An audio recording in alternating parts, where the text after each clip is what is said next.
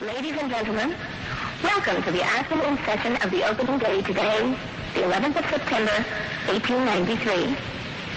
We now introduce you to Swami Vivekananda from India and request him to address us. Swami Vivekananda. Sisters and brothers of America,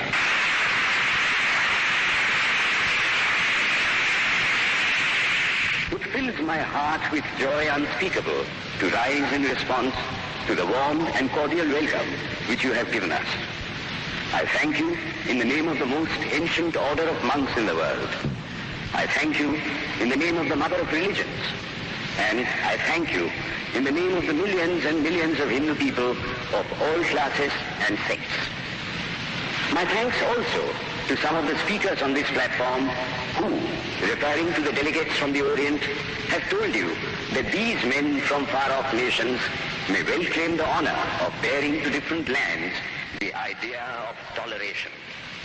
I am proud to belong to a religion which has taught the world both tolerance and universal acceptance. We believe not only in universal toleration, but we accept all religions as true. I am proud to belong to a nation which has sheltered the persecuted and the refugees of all religions and all nations of the earth.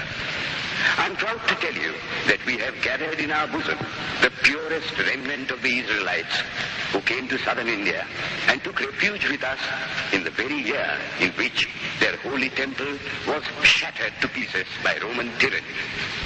I am proud to belong to the religion which has sheltered and is still fostering the remnant of the grand Zoroastrian nation.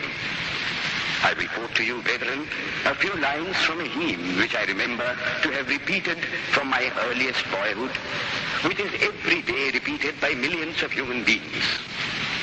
As the different streams, having their sources in different places, all mingle their water in the sea, so, O Lord, the different paths which men take through different tendencies, various though they appear, crooked or straight, all lead to Thee.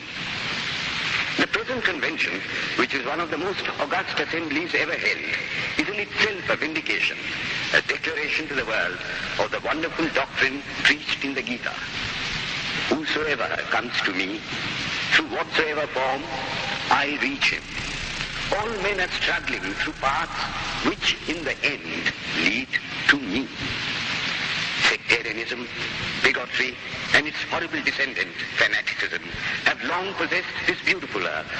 They have filled the earth with violence, drenched it often and often with human blood, destroyed civilization, and sent whole nations to despair. Had it not been for these horrible demons, human society would be far more advanced than it is now. But their time is come. And I fervently hope that the bell that tolled this morning in honor of this convention may be the death knell of all fanaticism, of all persecutions with the sword or with the pen, and of all uncharitable feelings between persons wending their way to the same goal.